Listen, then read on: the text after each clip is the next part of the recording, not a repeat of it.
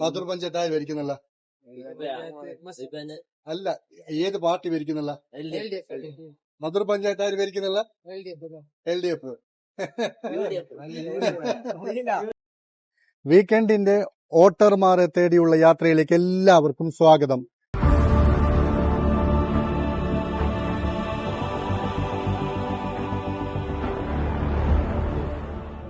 ഇവിടെ ജയിക്കുന്നത് BJP തന്നെ. ഇപ്രാവശ്യം BJP വരുന്നുണ്ട്. പഞ്ചായത്തും BJP തന്നെ. ഇപ്രാവശ്യം BJP എത്ര സീറ്റ് പിടിക്കുന്ന നിങ്ങൾ വിചാരിക്കുന്നത്? എന്തായാലും ഒരു 18 സീറ്റ്.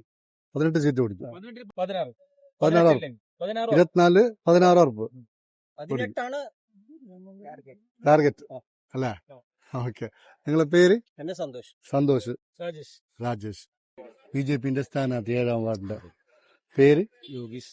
ഫസ്റ്റ് അല്ല, ഞാൻ ഇതിനൊക്കെ 2015 മുതൽ 20 വാർഡിൽ അംഗമായിരുന്നു.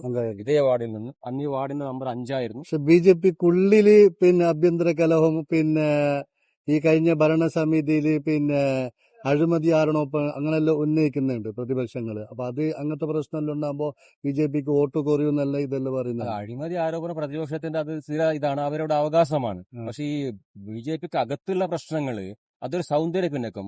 ഇപ്പൊ നമുക്കറിയാം, കോൺഗ്രസ് പാർട്ടി ഓഫീസിന്റെ അടിയായിരുന്നു പെരിഞ്ഞാടി. ലീഗ് ഓഫീസ് അവർ ബന്ദ് ചെയ്തു. ഓഫീസ് യൂത്ത് ലീഗുകാർ വന്ന് പിക്കറ്റ് ചെയ്തു. നമ്മൾ അങ്ങനെ ഒന്നുമില്ല, ഒരു ചെറിയ സൗന്ദര്യ പിണക്കമുണ്ട്. അത് ഫൈനലിലേക്ക് എത്തുമ്പോൾ നമ്മൾ പരിഹരിച്ചുകൊണ്ട് ഒറ്റക്കെട്ടായി മുമ്പോട്ട് പോകും. ഓക്കെ, എല്ലാവിധ ഭാവങ്ങളും. ഓക്കെ.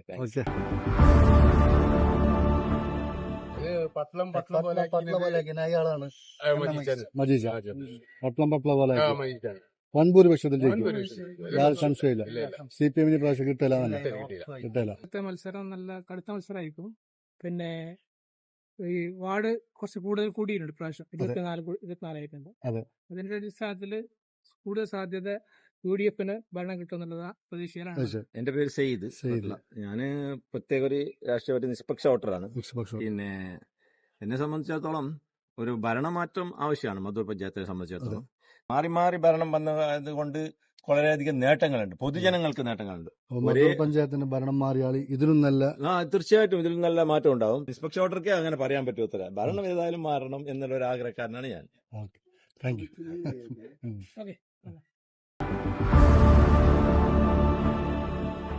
മധൂർ പഞ്ചായത്ത് തെരഞ്ഞെടുപ്പ് വരെയാണ്. അപ്പോ ഈ വോട്ടർമാർക്ക് എന്ത് പറയാനുള്ള? കഴിഞ്ഞ 46 വർഷമായി BJP ഭരിക്കുന്നില്ല. ഇപ്രാവശ്യം ആര് തിരിച്ചെടുക്കണം. UDF ഭരിക്കണം. അപ്പൊ അതിനുള്ള സാധ്യത ഉണ്ട്.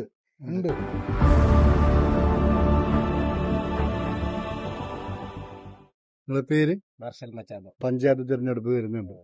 പഞ്ചായത്ത് തിരഞ്ഞെടുപ്പ് നിങ്ങൾ എങ്ങനെ കാണുന്നില്ല? പെട്ടെന്ന് മാറാൻ ചാൻസ് ഇല്ല. നടന്നല്ലോ, അതുകൊണ്ട് ഇപ്പൊ പെട്ടെന്ന് മാറില്ല. സീറ്റ് കുറയുന്നുള്ളൂ. BJPക്ക് സീറ്റ് കുറയും. ഭരണത്തിൽ BJP തന്നെ വരും. നമസ്കാരം ഏട്ടാ, നിങ്ങളുടെ പേര്? ശ്രീജിത്ത്. അപ്പോ ഇപ്രാവശ്യത്തെ തെരഞ്ഞെടുപ്പിനെ എങ്ങനെ കാണുന്നില്ല? UDF പിടിച്ചെടുക്കാൻ ചാൻസ് ഉണ്ട്. BJP വരാനും ചാൻസ് ഉണ്ട്. തെരഞ്ഞെടുപ്പ് നല്ല ഫൈറ്റ് ഉണ്ടാവും. മാർക്കിസ്റ്റും പിടിക്കാനും ചാൻസ് ഉണ്ട്. വികസനമാകണം.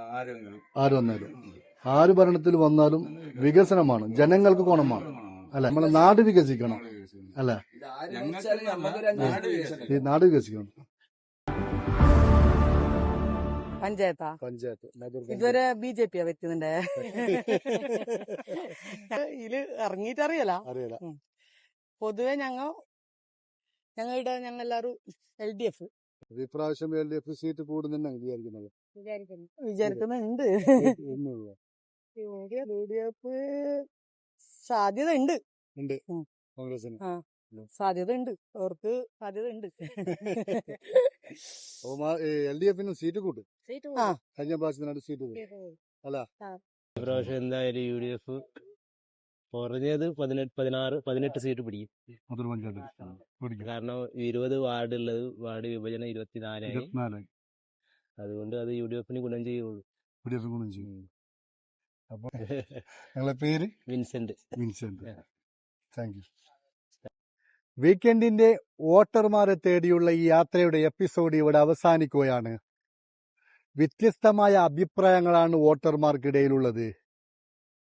വോട്ട് തേടിയുള്ള യാത്രയുടെ പുതിയൊരു എപ്പിസോഡുമായി നമുക്ക് വീണ്ടും കാണാം. അതുവരേക്കും ബൈ ബൈ.